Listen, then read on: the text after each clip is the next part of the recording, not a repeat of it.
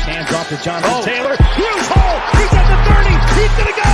10, 5, touchdown. Jonathan Taylor made a man miss the line of scrimmage and then runs it into Pater. A one-handed INT. Are you kidding me? Kenny Moore. What a play by Nyheim Hines.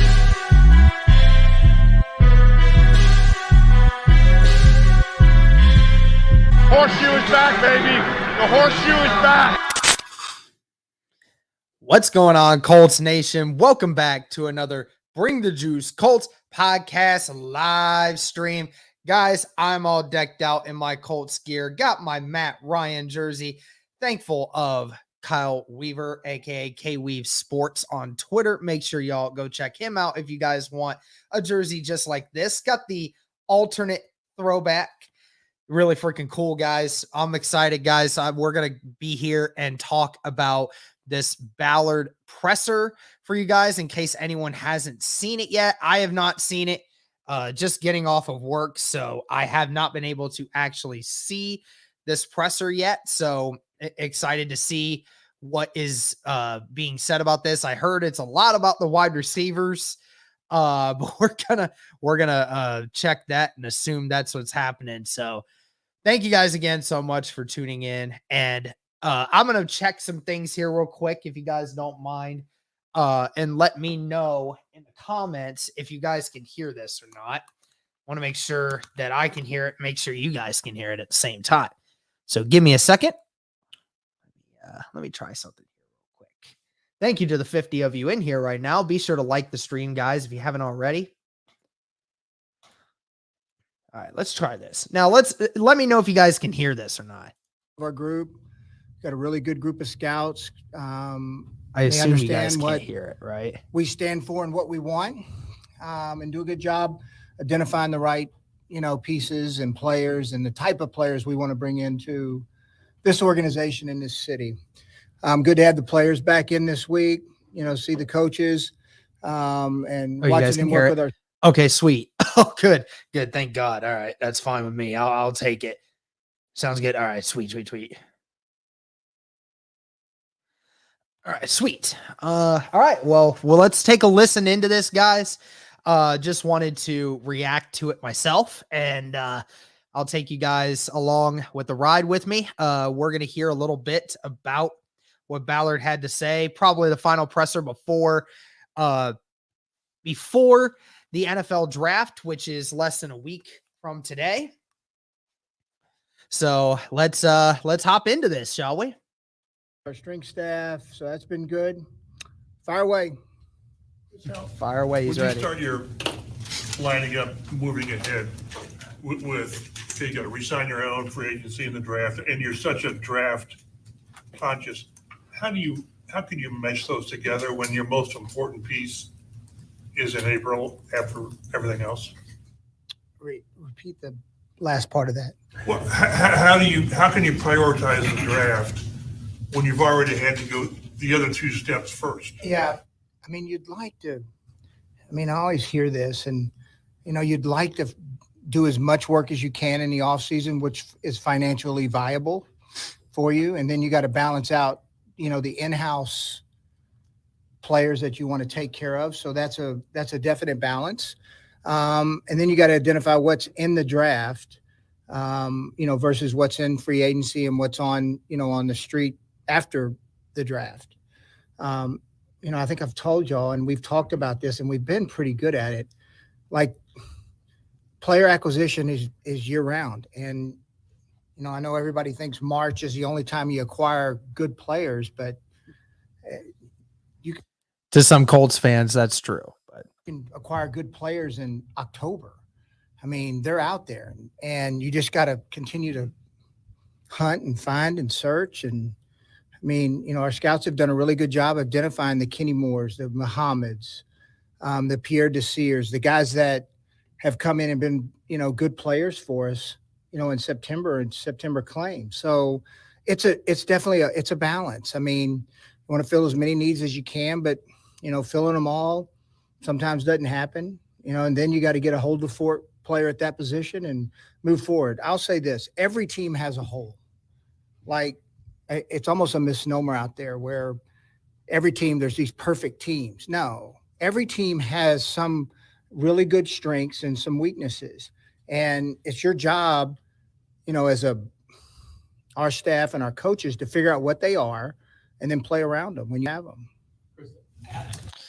So a lot to take in there. It's a lot to really break down, but the main question was about, acquiring guys early on and about acquiring them through the draft and everything else, talking about how there's a balance to it and how it can be difficult to get everything that you need.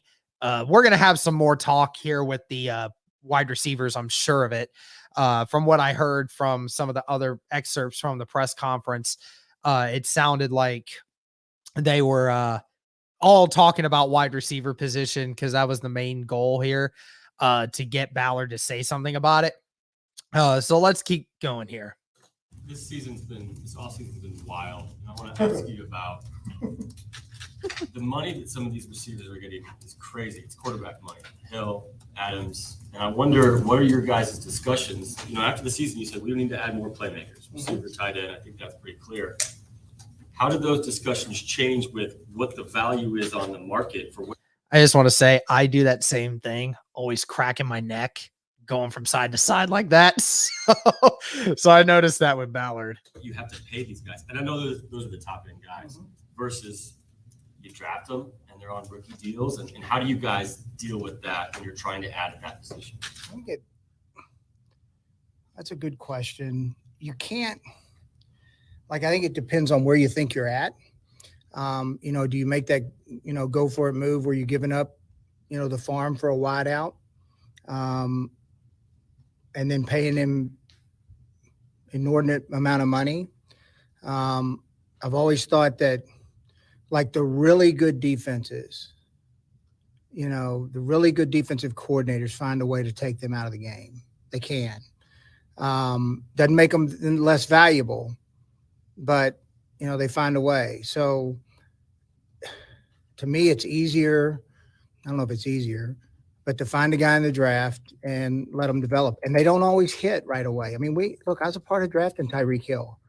Tyreek was great right away as a returner, but it took a few years for him to come on as a wideout. Adams in Green Bay. It was year 3 or year 4. You can go back here, Reggie Wayne. Reggie Wayne was like year 3. But doesn't mean they can't play and help you, and you can play winning football with them. Sometimes it just takes. Yeah, so I wanted to talk about that real quick. He was talking about, how to decipher drafting one versus trading for one. Look, guys, there's no direct science to this. We all understand that, we want to get those playmakers. From what it sounds like, is it really does sound like, Ballard really likes to, he really likes to draft his guys. We all know this as his philosophy, but, that's really what he does. And unfortunately, with what's been going on with the wide receiver position, he's not really hit on a lot of guys, and he's not really invested a lot of high round picks into wide receivers. Pittman has turned out very good so far, but, Paris Campbell dealing with injuries. But outside of that, everything else has been going for late round picks that just haven't really resulted in anything yet. So, we're going to hear more about this. And, but I think it's important that we try to decipher, who. I think he mentions it a little bit later on, about how you would trade for one or when you think you would trade for one. So let's keep listening. Time and then balancing that out versus what you have to pay. You'd rather have to, go get your own. Talking about getting his own. When it comes to drafting receivers, just generally, what's the hardest part of that assessment, college to pro? Yeah, what's the hardest part about, sort of scouting those guys? They get in college, you can look at the stats, and there's 75, 80 guys that have caught 80 balls, for 1,000 yards. But in our league, the coverage is tighter. It's more physical.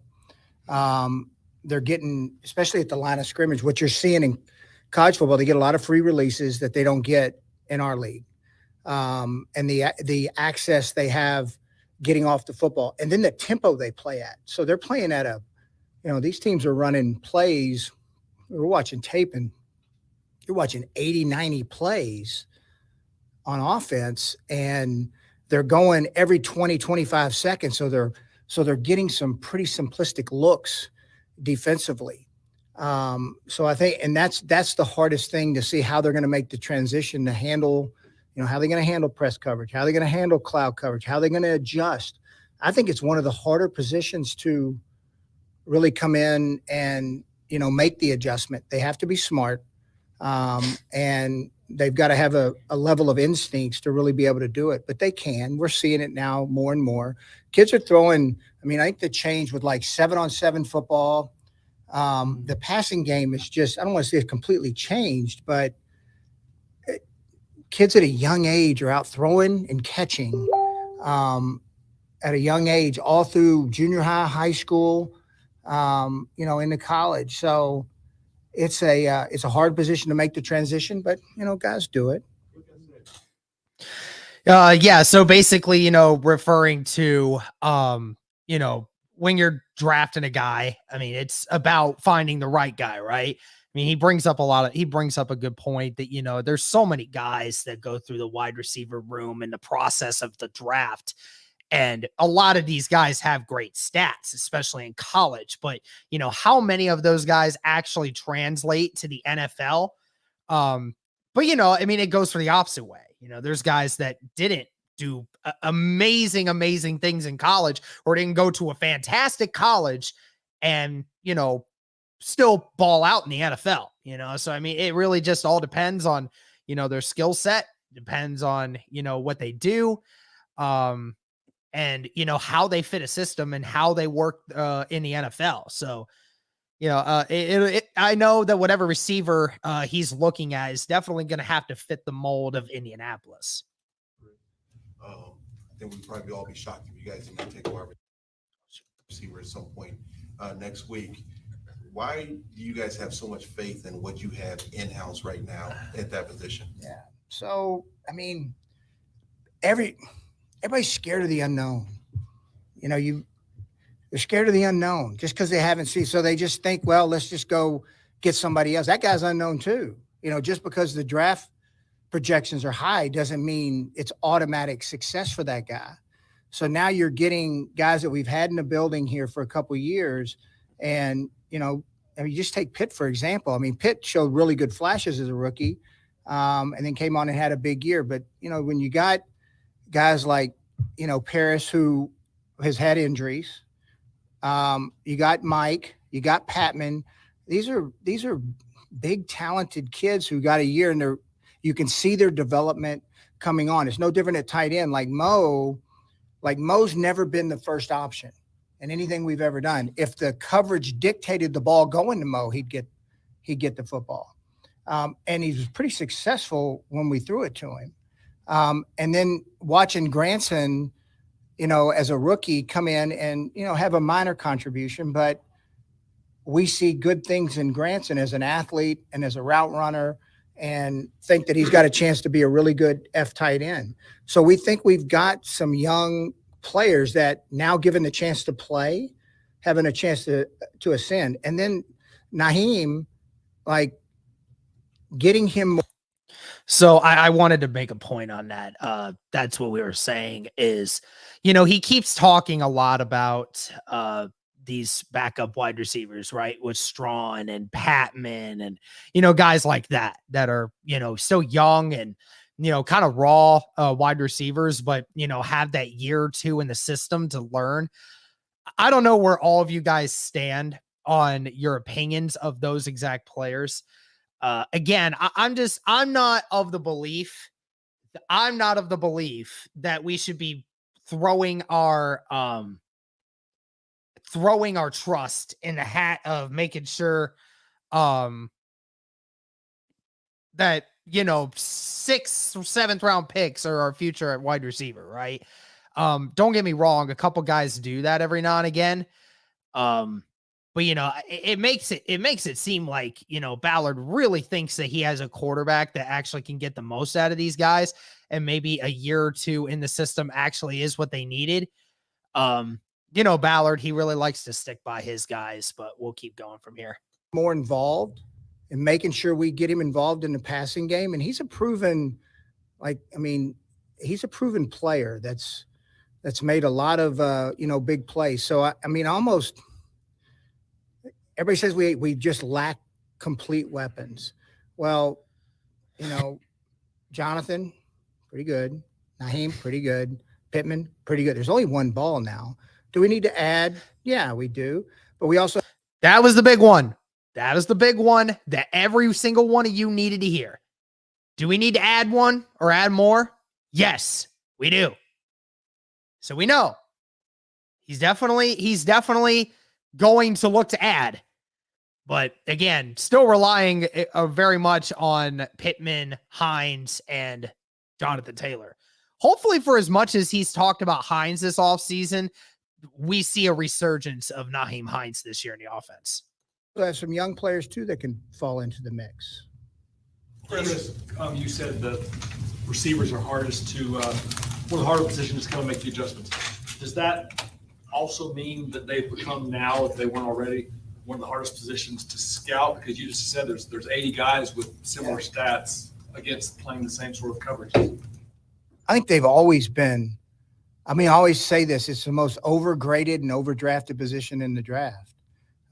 Like when we break it down, like we'll have grades on freaking every wideout now shifting through and I think off the top of my head, I think it's the one that's the most drafted, the most players drafted in the draft is wideout. So yeah, it's not, and I don't know if it's ever been easy, Greg. I think if you just look at history, I don't know if it's ever been, a real easy position. And look, usually when, the quarterback has a lot to do with that too. He can make guys look good. Does your current quarterback change at all how you might scout a receiver in a current year and how they mesh with young receivers? No, I do think Matt's accuracy, is going to be an asset to all these guys. But no, he doesn't change the thinking. Chris, when I know a lot of people were saying that's subtle shots thrown at Wentz for accuracy purposes. Obviously, because Carson Wentz was not the most accurate quarterback in the NFL, but Matt Ryan definitely can put the ball in a more tight window and can get it to guys better than what Carson probably could. You have a bunch of guys that are in the top, 6, 8, 10 guys at their position, and they're hurt and they're coming off serious injuries. You already talked about how difficult it is to assess receivers. How much does that change the evaluation and how you fill in the gaps? Are you talking about the receivers coming out of the draft or on our own team? No, the receivers coming out of the draft. Yeah, if they're hurt. Well, I try to be a doctor, but I'm not one. So we listen to our doctors, what our rehab people say. How long's the rehab? When do we realistically think he's going to be able to get back and play? And then usually, my experience with those type of guys is, they might give you something, but you're really looking at year 2. Blackman was a little bit of an aberration because he came in and did so well as a rookie coming off the ACL. Dio had moments, but I think we'll see a better version of him this year coming, off the Achilles injury. So every case is unique. You listen to your doctors and your rehab and your strength staff, and then you make a determination of, where's the risk and the value and when to take them. So it's talking a little bit about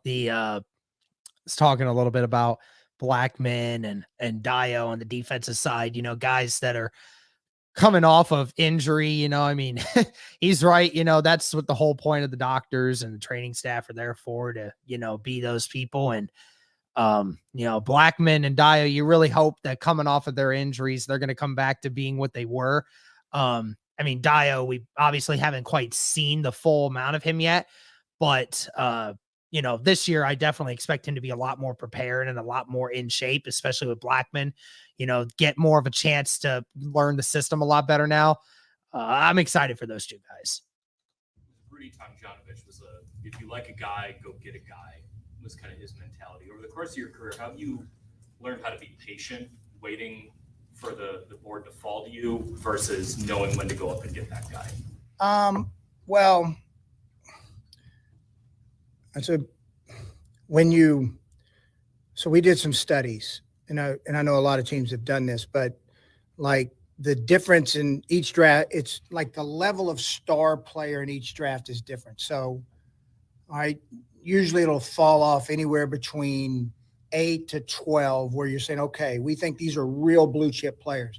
All right, then from 13, 14 to 40, all right, here's this group of players. All right, then from 41 to 80, here's this group of players. When you look at the history of all their careers over time, it usually plays out pretty similar. So unless we just know, like we're going, okay, this guy's got some real special stuff in him to go get. Jonathan, we went up and we moved up to get Jonathan. And we thought he had special stuff in him. Then it's usually good to just be patient and wait. Then if you got a chance to kick back and stay in that same realm and get the similar type player plus pick up another one, that's usually the philosophy we go with. I feel like the value isn't that. Feel like it's more of best player available situation, and kind of in a situation where he talked about trading up to go and get somebody. The Colts would be in relatively the same spot they were in 2020 when they went to get Jonathan Taylor. They went up 4 or 5 spots to go get him, and if the Colts see that somebody's available in that very early second round, and they feel they're not going to make it to that point, the Colts could potentially trade up again. It is a situation that is possible. Outside of a couple players, it isn't that different between pick 20 and pick 40. It's pretty similar. Yeah, I think if you look at history, it's pretty similar. I would tell you that should Darius Leonard have been a first round pick? He was 36. Should Braden Smith have been a first round pick? Should Pittman been a first round pick? Should Jonathan Taylor been a first round pick? And that's the grouping, you're kind of looking at right there. Huh? Oh, that's what I'm talking about. Maybe this year we will, but talking about trading up. Yeah, talking about trading up there, getting him a little getting him flustered there for sure. That's very interesting. He is right. What's the huge gap difference between a guy picked in the 20s versus a guy picked in the 40s? You're right. When it comes to Braden Smith and Darius Leonard, look where they were picked. And, did they turn out better than a bunch of guys in the first, at the 20th pick, at the 25th pick? Yeah, of course. There's not a huge difference in that, but it's all about it's really all about, who fits your team and who has that it factor. Connie told me we got y'all dinner. How could you not come to dinner and spend all day Thursday with us? Question on that. Go ahead. What is the draft room like when you don't have a first? Well, it's always pretty loose anyways. But look, we're looking at it. Is there a guy that we just think, okay, we need to go get this because he's really this guy's going to start for us for 10 years and that's a projection. But he's got to be a unique guy that we really have a strong conviction on to go move up. You mentioned that great defensive coordinators take away top wide receivers. How much does it change when you have 2 great wide receivers? Can they still do that? When you look at the final 4 teams this year, all seem to have 2 either wide receivers or tight end who are at sort of Pro Bowl levels. So does that increase the desire to go maybe find a Robin with a Batman? No, that's good. It's fair. It's very fair. Look, you want as many playmakers as you can get. You do. And I think every year you can look at it, in a multiple ways. When was it a few years ago when the Super Bowl between the Rams and, New England was a low scoring game. When Tampa and Tampa scored a bunch of points, but, they did a good job defensively against Kansas City. But look, the more weapons you got, the easier it is, the harder it makes it on you defensively. What, Again, just re-emphasizing the defensive theme. Don't know if that's an implication of what he's looking at, but nevertheless, I mean, it's very interesting. characteristics does this draft class have? What stands out that makes it make it a little bit different than maybe the last one? I think depth. I think the depth. Last year with being, with that extra year of eligibility with COVID, we're seeing a lot more players, especially 4, 5, 6, 7th undrafted free agents that we think got a chance to really make it. So I think, yeah, there's a little more depth in the draft in totality. Chris, how many blue chip players do you rate in this draft? I got to think about the top. This is a guess. 5 or 6. What's the Low difference? amount of blue chip Is that fewer guys. than normal? Every year's, I think every year's different. Some years will get it really heavy. Some years not as heavy. But doesn't mean there's not going to be one. Doesn't mean there's not going to be blue chip players down the line. It's just ones that everyone seems to have a consensus on, 5 or 6. The decision to sign Stephon Gilmore, did you go into this offseason thinking that a big-time secondary playmaker was something that you needed, or did the price just come right, or what kind of made that the right fit? Good player. Good medical. After we brought him in for medical, we've been kind of tracking and keeping our finger on, Stephon the whole time. Feel fortunate to get him. Not only the player, but who he is, what he stands for. But we've been kind of keeping it and tracking it the whole time. And, finally, when we brought him in and got the medical on him, it was really good. We feel really good about where he's at and his future. And anytime you got a chance to add a corner that, with his pedigree, at a price tag that you think is good for both parties, I think you do it. And we did. Pretty straightforward there when it came to the Gilmore thing. Apparently the medical went really well. And that's a really good sign. Glad to really hear that. And then, talking about not only the player that he is, but the man that he is, again, a high character guy that, Ballard really emphasizes getting after.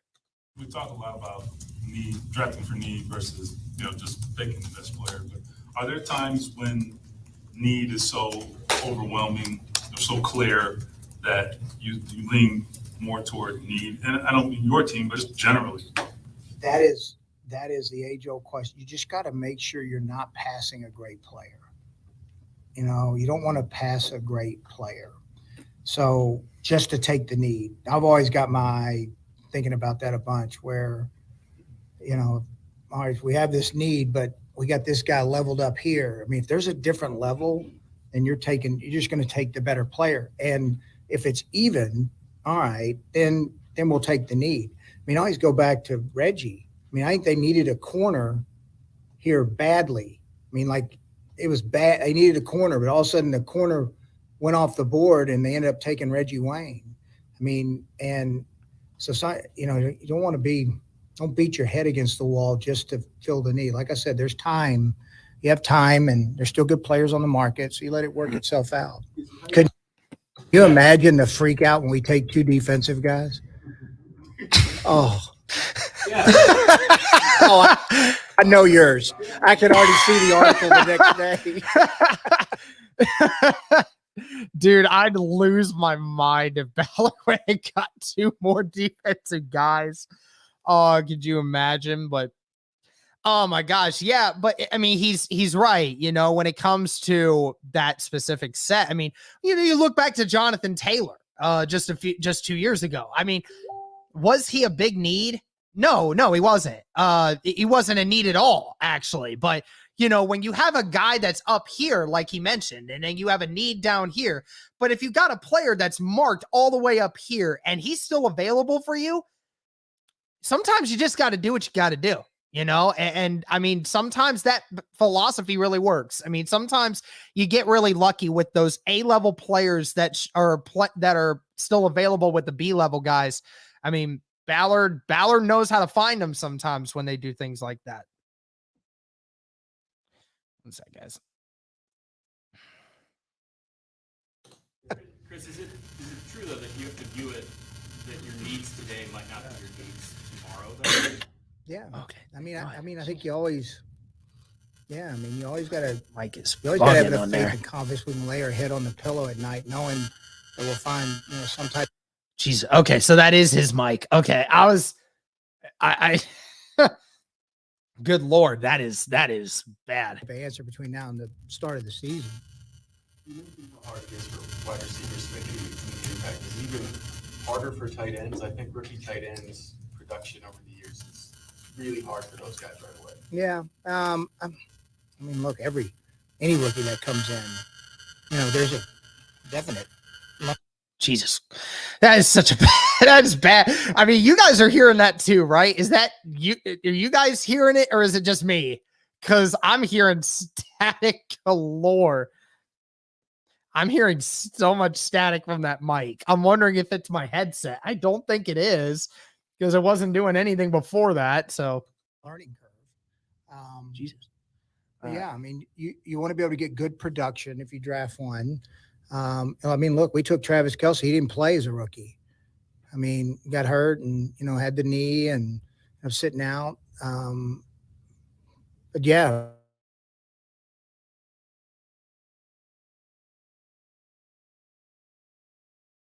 Most obviously one. It will be very interesting if Ballard does go with a tight end at 42. I think it really just depends if one or two of them are there that they want. There are a couple of guys at the front end of that tight end class that are really good. I'm interested to see what they do there. Again, I was on the boat as well that, we shouldn't draft another one because we already got Kylan Granson the year prior. But again, if the right opportunity fits, I mean, you gotta get the weapons that you can. Like, I think that's the hard one. I mean, look, we all want the superstar. Okay. You all want the Kittles, the Kelce, the unique playmaker that causes a real mismatch. But all right, so then you got that. Then you got other guys who can catch the ball and, good. But the guy that can block the line of scrimmage, that's a hard dude to find. Like Jack Doyle was good. What up, Culture Shock? What up, baby? I always thought he was really, I mean, I know y'all appreciated what he did, but I think as a league, he just kind of did it all. So, yeah, I mean, like when you have a chance, we've had a pretty unique situation here in the tight end room for the last few years. When we had Eric and a young Mo who was just figuring it out, and, we had Jack, and then, when we got Burton who kind of played that role, and you had Jack and you had Mo. We've had the two Ys with kind of sprinkled in F, and then Jack who could do some F work. But yeah, when you have two Ys, your run game looks a little different. What up, Culture Shock? Hey, not much, man. Just reacting to this last few minutes of this presser here, but really just about talking about these wide receivers and the weapons they might add, especially if they can catch the ball too. Hey, Chris, Frank made a mention. He kind of didn't say the door was shut on T.Y. earlier this week. What's going on? We'll still have some talks with T.Y. I think you all know my feelings towards T.Y. Hilton. And I think he can still play. I think he can still play productive football. Is it more convincing him to want to continue to play, or I think it's a lot. I think it's a lot of, we just got to sit down, and we've had some back and forth. Maybe for like a few minutes, Culture, or Marcus, I'm sorry. Yeah, Marcus, I might be on for a few after this. Just waiting to see what happens here with the plans here. But yeah, I might be on for a few after. You looking to join? Is that what it is? I texted back and forth with him this week, as a matter of fact. And we'll continue to have some discussions. I won't get in depth with it. Sounds like, they're still talking when it comes to TY. Very interesting that, again, nothing has been done yet on his front, which is weird. Really don't know what that would mean for him. Would you let the draft play out at this point? I would imagine. Nah, we'll see. Yeah, we'll see. We'll see. It's a matter of, hey, if anyone makes you an offer, let me know. No, I wouldn't say that. No. I wouldn't say that. That's good. That's a good loaded one. I mean, pretty good. You freaking slid that one in. Hold on, I missed it. Slid that. And we'll continue to have some discussions. I won't get in depth with it. Would you let the draft play out at this point? I would imagine. Nah, we'll see. Yeah, we'll see. We'll see. Hey, if anyone makes you an offer, like, let me know. Like, No, I wouldn't say that. No, I wouldn't say that. That's good. That's a good loaded one. I mean, pretty good. You freaking slid that one in. Here's the way they work with the quarterbacks in this class. Is that just due diligence as normal, or do you think maybe you could get a guy who could be the future this year? Normal.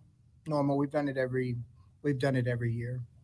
Agents do a good job making sure they leak whenever we do. Wells, is this your last? No.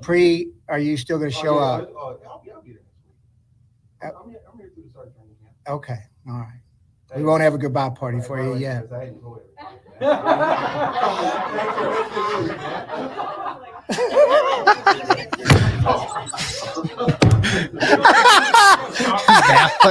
Ballard just cracking himself up, man. I love it. Oh, you just finally got me. Oh, I think this is live too. Hey, can you cut that? Can you cut that?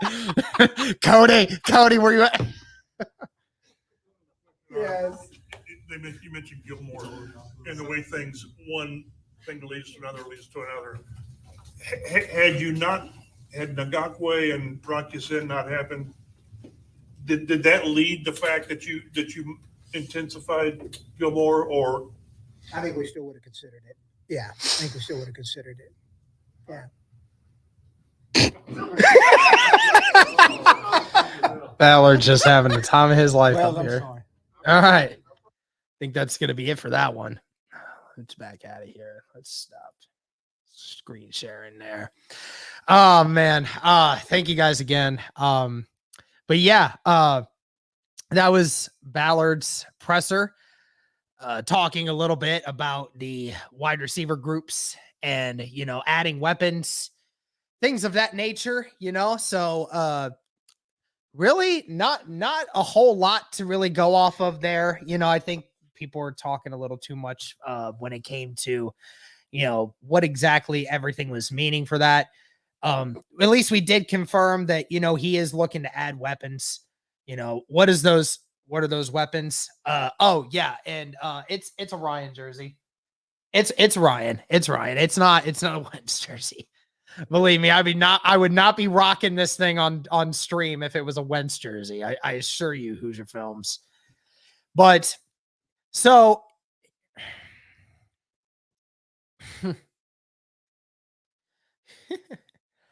yeah, there's really not much to really go off of, we know, we kind of knew, we all knew what Ballard's strategy was going to be, going in, and that's really it. There's not a whole lot more to really conceal with this. I won't take too much into everything that he said, but again, I'm going into the draft completely just unfixated on anything. Anything I know that Ballard will do, he'll probably do the opposite. That's all I'm saying. Last year we all kind of assumed it was going to be Kwity Paye when we got to that spot. It was either going to be Christian Darrisaw or it was going to be Kwity Paye. And we all kind of assumed it was going to be Kwity Paye when we got there, right? So we can kind of make the assumption. But again, it's just one of those things. It's just one of those things, man. So thank you guys again so much for tuning in. I think I'm going to just go ahead and stop this while we're here. But thank you guys again so much for tuning in. Guys, 6 days away from the NFL draft. What do you mean read Culture Shock's comment? What comment? Oh, this one. Oh, Indiana Sports Talk, my favorite YouTuber. Yeah, I know. I saw. But thank you guys again so much for tuning in. Greatly appreciate it, guys. Thank you as always. And as always, go Colts.